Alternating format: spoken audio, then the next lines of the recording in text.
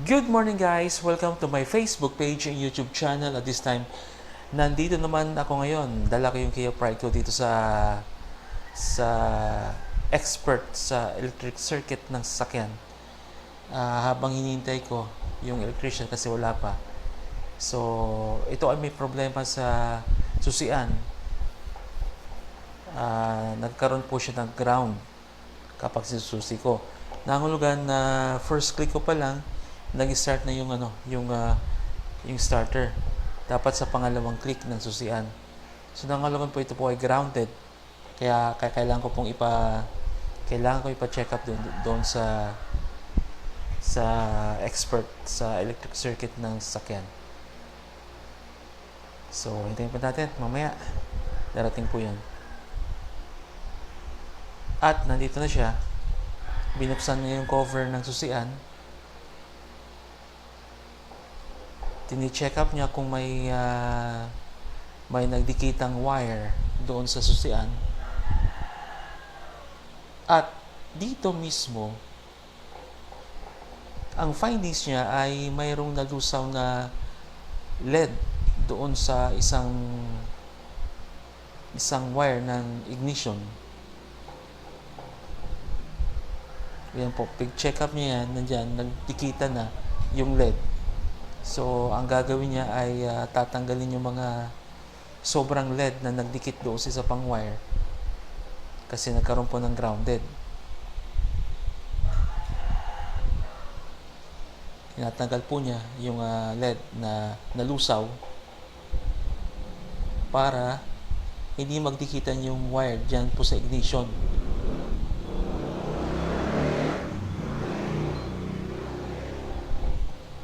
Yun ang first findings niya. First finding na dahilan, nagdikitan yung LED o nalusaw yung LED, dumikit dun sa isa. At ititry niya na i-on yung battery, tapos ititry niya na i-switch yung susian kung okay na.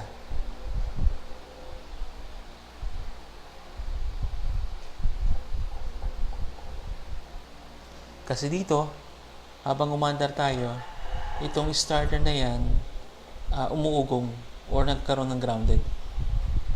So, kailangan na ayusin to, ipayos kasi masisira daw yung starter ng sasakyan kapag ganun ang laging nangyayari dun sa ignition. Masisira yung sasakyan. Ay, yung starter ng sasakyan.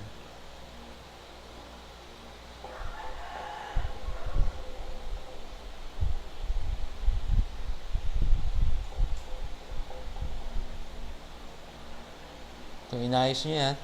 Gagamit siya ng tester. Mamaya, gagamit siya ng tester. Nilalagyan muna niya ng harang yung sa pagitan ng mga wire na hindi magdikitan para maiwasan yung grounded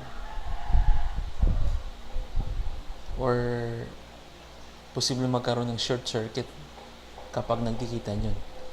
So, nilagyan ng harang yung sa pagitan ng mga wire ng ignition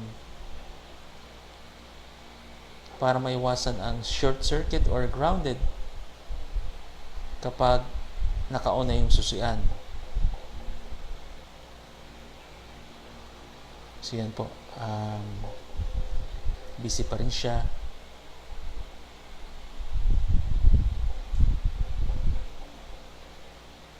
At pagkatapos ito, lagyan ng harang, i-try niyang i-switch on yung susian kung okay na ba, kung wala ng grounded or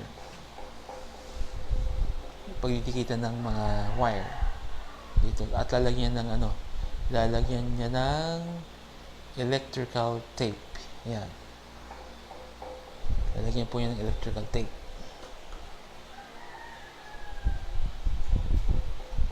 Tapos sa kanya papanda rin yung switch on yung sasakyan. Kung okay na ba, wala nang problema ang susian.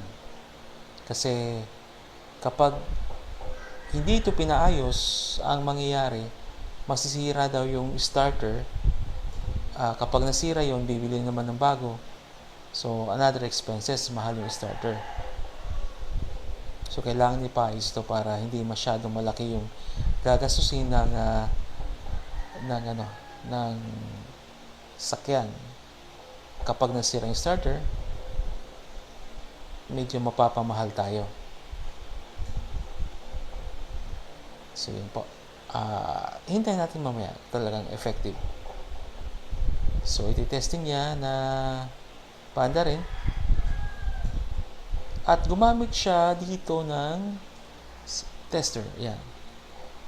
Ang findings niya, 3 dyan sa ignition, 3 wire ay umiilaw. Nahulugan, kapag switch on yung susian, automatic siyang direktang nag-start doon sa starter. So, lahat po yan, I think 3 po dyan na connection ng wire ay umiilaw. So, nangahulugan po talaga may problema na yung susian natin. Sabi niya lahat po parang connected na si starter.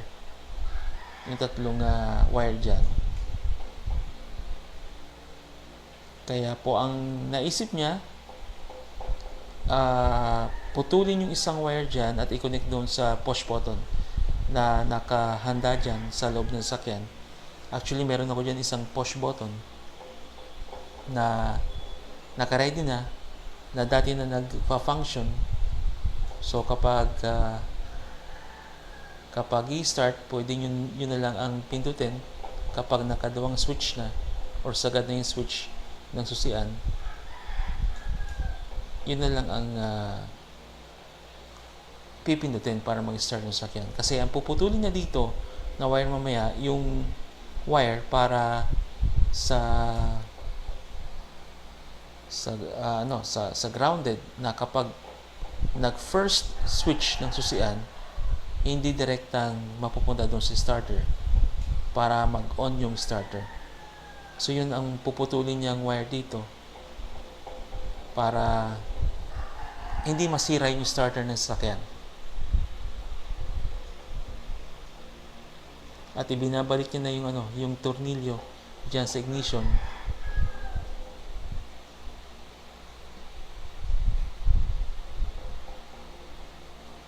At try nyo Olympic tester.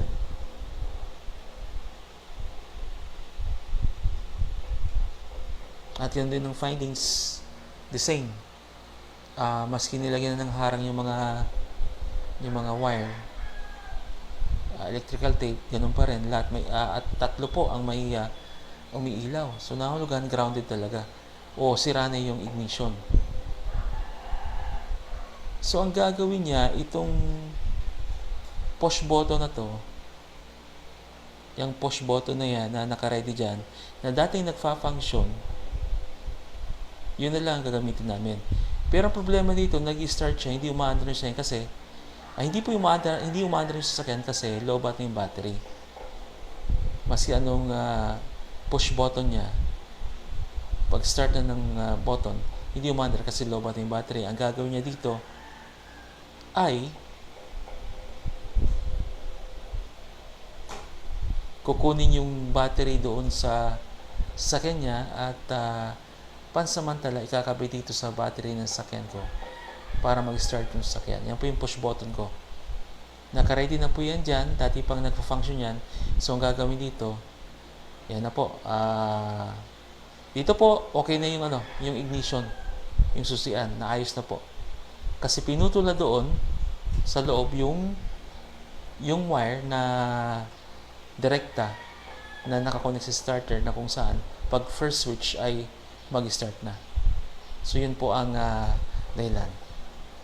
So, yan po ang content natin ngayon. This is Kia Pride CD5.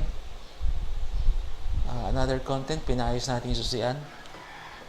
So, don't forget to subscribe, like, and share this video. And of course, follow this video on my Facebook page.